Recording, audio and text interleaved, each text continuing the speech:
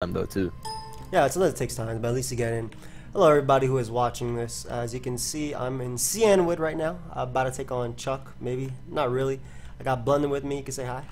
What's going on? What's going on? Now, we want to know your guys' opinions. Now, when you first started playing Pokemon, did you have someone screaming at you to play a couple hours of it before?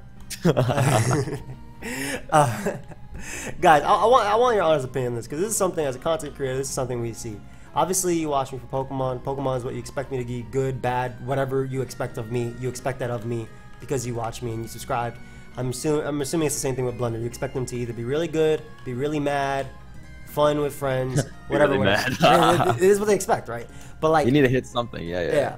So this is the game. This is our game. This is a game we play. We love this game. We're experiencing this game. Now, when we play a new game, what do you expect from us? I want your honest opinion, because skill in one game definitely does not correlate to skill in another game. Man, preach that. Please preach that. Like sometimes I love especially a game like Pokemon, dude. Especially a game. This is a game where I can click a button. I can think turns ahead, but I don't have to do action. Like I'm not gonna be amazing at Smash Bros. Because I can play. Dude. Like maybe I'll be good with a character like Villager, who has to, like, you know, push his opponent's back and think about when he attacks and things like that, because, you know, that has to do with Pokemon. But like that's also gonna take years or months of practice and dedication. And real talk. Remember when we first played COD, dude? And I remember that, dude. And they were like, man, they are so bad. They are so bad. I hate it, man. Pretty crazy. They're so bad from their extensive background in Pokemon. Oh, yeah, totally, bro. My bad. Where did COD go? Forgot about that. My first time ever playing COD on a computer, dude. But by the time we got to, like, you know, it took a while. But by the time we got to X episode, we were like, we did that one recording for, like, yeah, we were doing that one recording for 3 hours. It's a whole thing. Like, for example, I want to upload Smash Bros. When it comes out, like Smash Ultimate, but I'm going to do casual, because if I upload competitive, I'm not going to be good at it. Oh, and, I'm not. Yeah. I'm going straight competitive. Dude, no, I'm doing straight casual. We're playing Pokeballs, Final Destination, full items on, okay? Smash Ball on, legit with friends. And I'll be recording that. It's like a free-for-all. I'll be recording that all the time. But like, the reason I feel like I can't excel at a game like that is because it takes a lot of time, right? And when it takes time to do something like that, it takes away from time from other things. If Pokemon's my main thing, you know, your skill goes down as you. And some people say your skill does not go down in Pokemon. Pokemon remains the same, but there's still the whole thing of knowledge base. You rust in Pokemon. That, like, you rust. There are players that, like, used to play that were really good, and then the comeback is hard because the game it changes really hard. Yeah, mechanics change. Yeah. What Pokemon use is a big thing too. Like, that's a big thing. Like, you can go away for 10 years, and I'm pretty sure I'll still know how to click 4 buttons and maybe predict the Pokemon coming out. Like, but if I have no idea what's happening, I'll still know how to get up Stealth Rock. I'll still know how to click Earthquake. Like, I'll know how to double switch to my Stealth Rock. Don't worry, I'll still know how to do that. But like if I'm not playing constantly, or at least seeing competitive play, or like seeing what's popular, like popular trends, like maybe I'll give an example. I played the game, right, but my SPL game versus Welio, he was using a team that was spammed in SPL at one point, and I didn't know of the team because I wasn't paying attention to SPL at all. Yeah. Because I wasn't playing OYO, I was playing DVP or whatever. So when he played it, I struggled because it was something I wasn't familiar with. So I guess I don't know, and things change, things like that, and also the aspects in the mind. Pokemon's also a really psychological game, dude. It is. It definitely is. It's a huge. Blunder could be having a trash day, bro, and then he plays that crap. Yeah. If you're not feeling it, you could just lose on the spot. Exactly, and it's the same thing. Like, if I'm playing a friend in a tournament that I battle with every single day, I'm gonna play them differently than I play someone else. Like, even playing, like, if Blunder and I played in a tournament, right, and this is like our 10th time matching in this tournament, because somehow that works. This is our 10th time, maybe like Small on Tour or something, right? I feel like me and Joey could never have like a good game. Yeah. I feel like we could never have one. We couldn't, because every game would be us throwing every second. Yeah, it would be just too much brain power in one battle. It's true. It would get too much. No, it's true. It's the same thing. Like, when I was World Cup 2014. That's the one we lost to Brazil, I think. World Cup 2014, in order for us to do tryouts, in order for us to get on the lineup, we actually had to do tryouts between everybody, like with every single generation. So I played BKC in DVP. I used his own team. It's a best of 3. I used his own team all 3 times. I beat him first. I beat him first game. He beat me second game. Third game I beat him.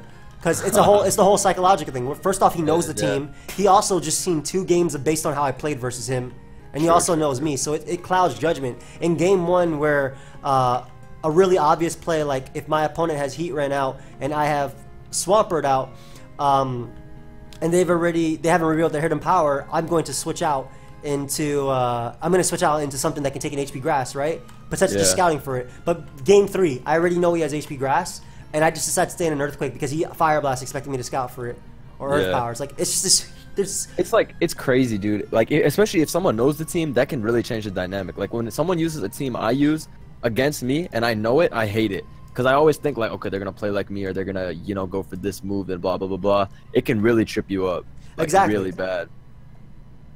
It's nice though. Like when I played CBB in the battle, I used his team versus him, and it definitely it changed it up because he knows exactly what, especially if he has experience with it. Like he knows what play you should make, what play you could make. Exactly. And then it creates and it just creates this entire. I don't know, like there's just so much that comes in with Pokemon. So much goes, like Pokemon, like it's a fun game to be like, oh shit, like got lucky, blah blah blah. But there is a lot of like psychological. Yeah, I mean, it's not to say there isn't luck involved. Look at our breakdown that we uploaded today. Definitely. And that's just a variable that you can limit it, but that's another thing. You can't always limit that sort of thing too. Like in a game like Street Fighter, you'll probably win because you're better than your opponent, or even if you completely outplay. In a game like Pokemon, even if you outplay. Even if you have like a 96% chance to win, your opponent can still get that 4% crit. Exactly, and like you can like in Pokemon, like it's rare you play perfect. Yeah, it's really rare. Even the best players at perfect games. Even tournament games I've won, like it's not like I've played every turn perfect. And like so you can't relate it to like a fighting game. Like Smash, the better player will win like 99 out of 100 times. Like they'll probably win 99 out of 99 times. Like they'll never lose to someone worse than them. Yeah, because it's like motor memory and like skill and just. Mental too. But Pokemon, I mean, there's even fatigue though involved in that. There is fatigue. True. So there's a lot involved in that as well. Why is this not working? Okay. So there's a lot involved in that too. But like in Pokemon, even playing perfectly is really subjective as well, because if I think that Blunder's best play is this, because I'm assuming he has like Dark Pulse on his Greninja, right? And it turns out he doesn't have Dark Pulse for whatever reason. It doesn't. I can make a play based on that because I believe his best play is this. But if your win con is like because you have like 12 split FEVs on said Pokemon, right? And you believe it's worth risking said Pokemon because you know you'll live most of the time, but then you get crit. Like, did you really play it badly? Or if you knew you'd live, right? 96% of the time you were gonna live that turn, and it put you in an advantageous situation or position. Was it really playing not perfectly if you risked that crit right there? And that's the whole thing. Like, if my answer to Greninja is Toxapex, and my Toxapex gets flinched to death, what could I have done differently about that, right? Yeah, I know what you mean. I feel like a lot of times people get like kind of impatient too, and then like blame the hacks, which could happen, and it can lose you the game. And like, yes, you did get robbed. Like, you should have won, but there's always, like we were saying in our breakdown, you want to minimize odds because it's a game of odds. So you want to minimize all the chances you can for it to get out of your hands. Yeah. And even if it's like, if you take the 70% chance, I remember in one game, this guy had it won. Game 3 of Smogon Tour playoffs. It was Raymedy versus CL, and it was game 3. He was about to win.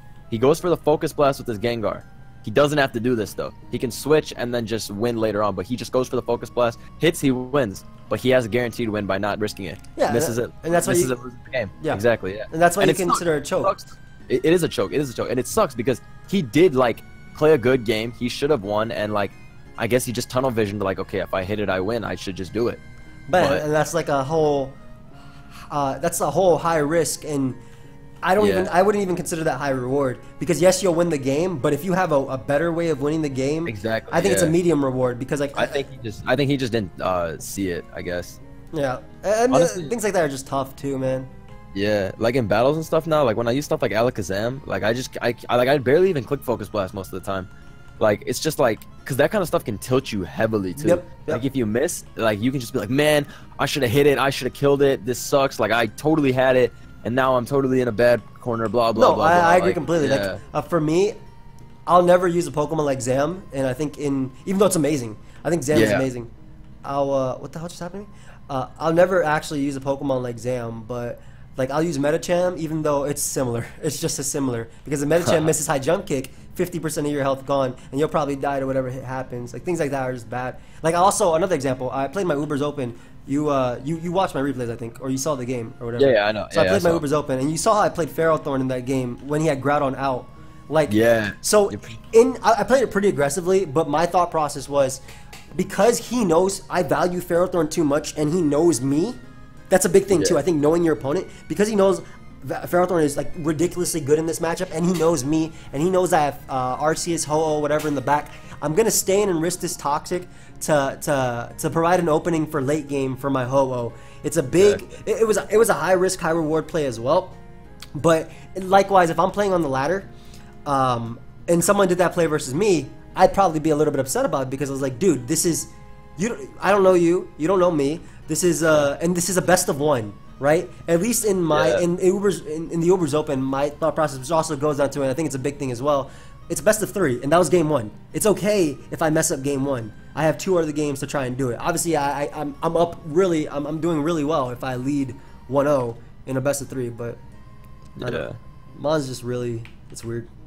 There's a lot to think about. Like there's so much like that goes on past playing. Yeah. So the point of this video is we're playing Pokemon. Basically.